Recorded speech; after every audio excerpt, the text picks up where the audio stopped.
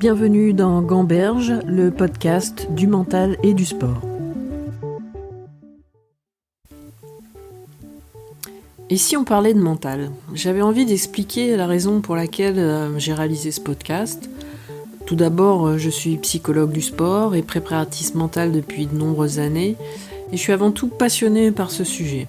Et le mental, en fait, on en parle beaucoup, sans pouvoir comprendre à quoi cela correspond. Mais surtout, je pense que c'est une dimension qui est encore trop souvent méconnue, ignorée, voire même décriée, parfois dans le sport en France. Et pourtant, ça a une influence capitale sur la performance. On a trop souvent tendance à penser que le sportif n'est qu'un corps, en oubliant qu'il y a aussi un cerveau, il y a des états d'âme, il a du cœur, et qu'il gamberge le moment venu de la compétition. Donc qu'est-ce que j'entends par mental ? Pour moi, c'est d'abord d'avoir un état d'esprit qui permet d'affronter les aléas de la compétition. Je pense même qu'il n'y a pas de bon ou de mauvais mental, mais plutôt une manière adaptée de penser, de réagir ou de se comporter face à une situation. Donc il y a un débat qui n'est pas encore tranché. Est-ce que cet état d'esprit est quelque chose d'inné ou d'acquis ? Personnellement, je n'ai pas la réponse, car beaucoup de paramètres ont une influence sur le mental du sportif, et je pense que la réponse, elle repose probablement sur un mélange des deux, à la fois d'inné et d'acquis. En tout cas, le sportif va toujours se construire à travers son histoire personnelle, son éducation, et c'est toujours intéressant de comprendre ce qui l'a amené à faire du sport, un sport en particulier, le désir aussi d'être sportif de haut niveau ou de devenir entraîneur. Le désir et la motivation, c'est quelque chose qu'il est important de comprendre.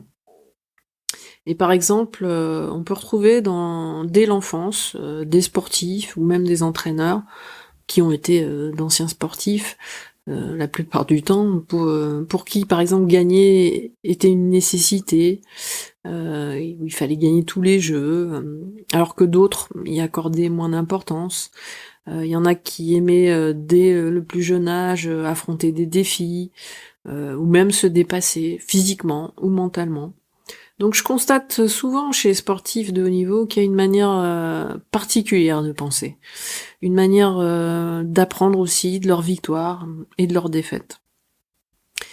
Le mental, ça regroupe aussi la manière de gérer ses émotions, ses pensées et son attitude en compétition. Mais il s'agit pour chacun de trouver son état idéal de performance, qui permet d'utiliser ses ressources mentales de manière optimale. Pour un sportif, par exemple, ça pourra être de rester calme au moment important, alors que d'autres sportifs auront peut-être plus besoin de mobiliser en eux une énergie négative, une forme de colère intérieure qui leur permet de mieux performer. Donc chacun a des ressources mentales différentes qui va apprendre à mobiliser en fonction des moments.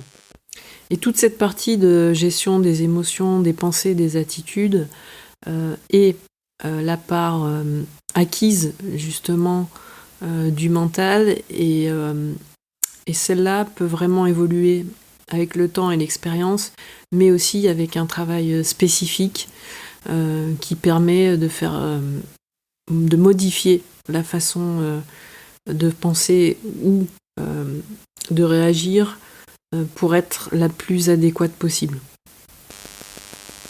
Alors de quoi va parler ce podcast ? Tout d'abord, il va être basé sur des entretiens avec des sportifs et des entraîneurs qui vont parler de leur idée du mental. J'avais envie de les interroger sur leur état d'esprit, sur la manière dont ils se sont construits aussi, cet état d'esprit, et forcément leur désir de faire du sport à haut niveau, leur motivation et leur manière de gérer leur réussite, mais aussi leurs échecs. Le podcast va aussi essayer de rentrer dans le cœur de la performance, et d'expliquer la manière dont chaque sportif gère la compétition. Ça m'intéresse vraiment de savoir si un sportif a des routines particulières, s'il utilise des techniques de gestion des émotions, de relaxation, de respiration, ou des techniques peut-être propres à lui-même. En tout cas, le podcast va essayer d'interroger les sportifs sur ce qui se passe dans leur tête au moment important. Par exemple, quelles émotions les traversent quand ils arrivent à atteindre leurs objectifs, ou alors quand ils vivent une défaite douloureuse. Comment eux arrivent à gérer leurs pensées qui vont parasiter ou paralyser parfois, qui empêchent de performer normalement. Cette petite voix, par exemple, qui leur dit qu'ils vont rater. Bref, tout ce qui peut perturber ou venir sublimer une performance. Dans ce podcast, j'interrogerai aussi des sportifs ou des entraîneurs sur des thèmes spécifiques, de prendre le temps de comprendre et d'analyser, par exemple, comment un entraîneur communique avec ses athlètes, comment il arrive à construire un collectif, ou même d'aborder certains aspects psychopathologiques qui sont spécifiques au milieu sportif. Donc j'ai conçu ce podcast comme un lieu d'échange, de savoir qui est acquis sur leur expérience. La vocation de ce podcast est de pouvoir peut-être vous faire réfléchir, pourquoi pas aider.